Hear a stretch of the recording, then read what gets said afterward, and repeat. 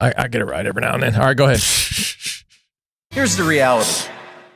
You're not going to get me to say that I want to throw mothers behind bars. What about if they killed their born children?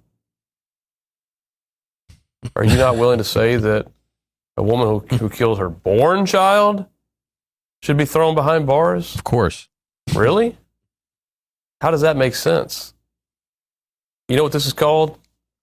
Bigotry, where we don't think about the life in the womb in the same way that we think about it outside the womb. There you go. And so when you point out, like, wait, women getting thrown behind bars for murdering born people, you would agree with that, though, right? Mm-hmm. And of course he would.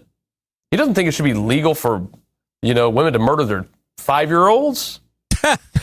But then when he says that about people before they're born, applause. Yeah. And it indicates that our hearts are biased. Absolutely. And we are not loving our neighbor as ourself. We are viewing them with partiality. Mm-hmm. Mm. This is our bias, our prejudice, our dehumanizing of other human beings simply because they have not been born like we have been. All right, go ahead. So don't let yourself be manipulated by this kind of talk. Yep. Don't let your emotions be manipulated like this. Okay. So I just watched like the first couple of seconds of that whenever he came up and he said, what about, women with 5-year-olds? And it immediately made me think of the video that you made. Yeah, I was going to ask if you saw my video. I know, I saw it. I've already posted it. Yeah, go ahead and play it real quick. Go ahead. You want? Go ahead and play it, man.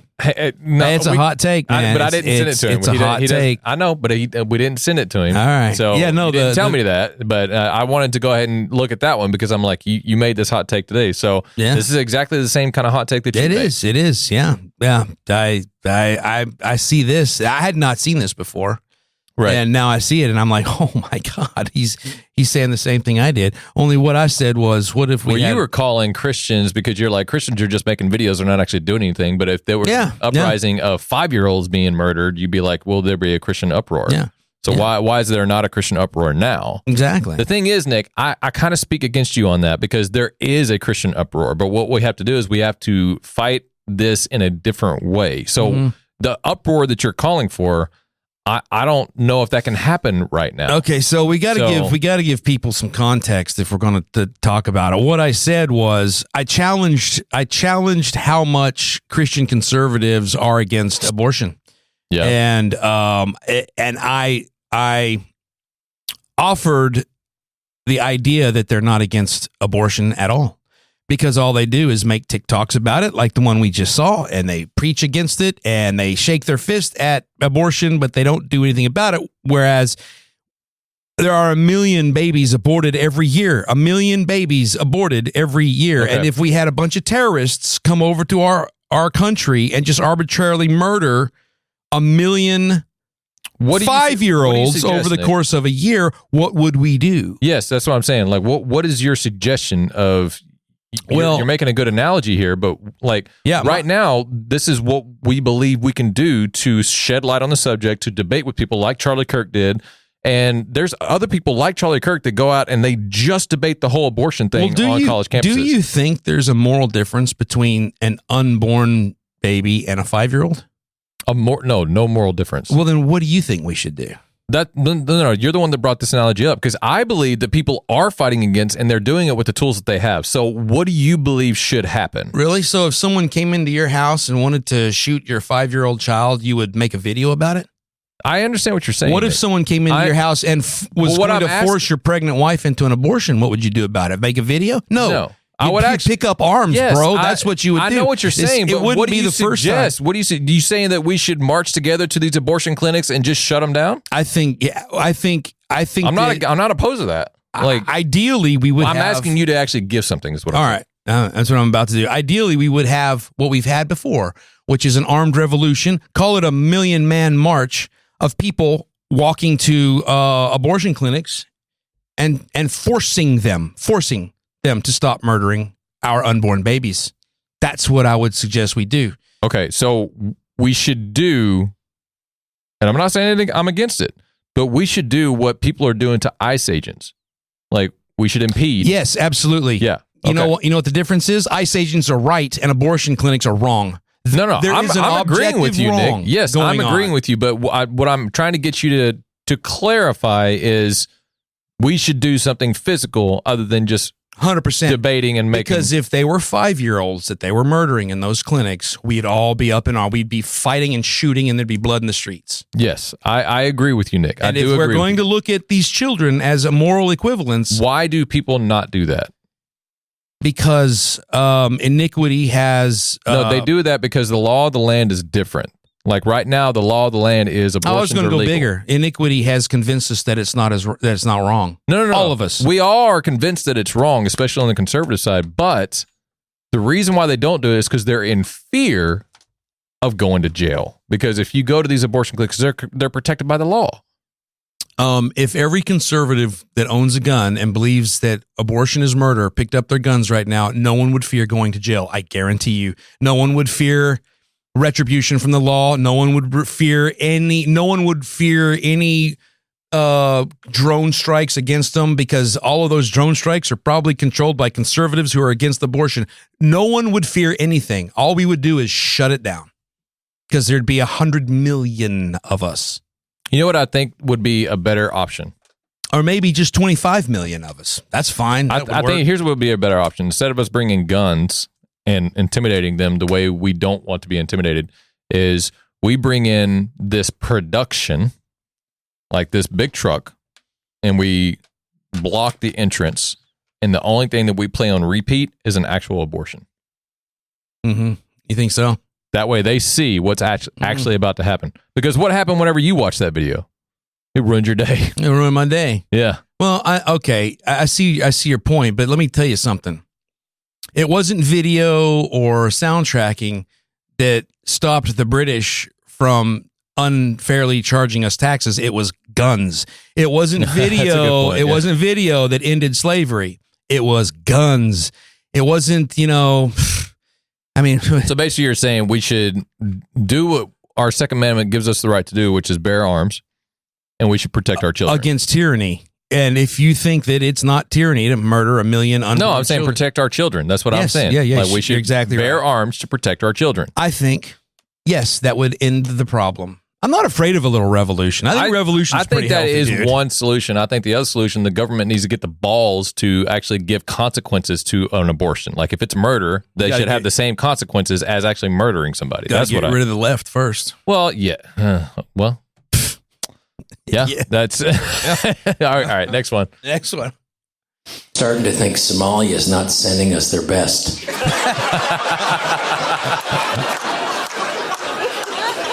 I love this guy, dude. Who is letting their kids be watched by Somalian? Didn't anybody see Captain Phillips, that Tom Hanks movie? They're fucking pirates. We are taking over the ship and the child care center. We're doing both. That's how amazing this country is, though, if you think about it. You can come over here from Somalia.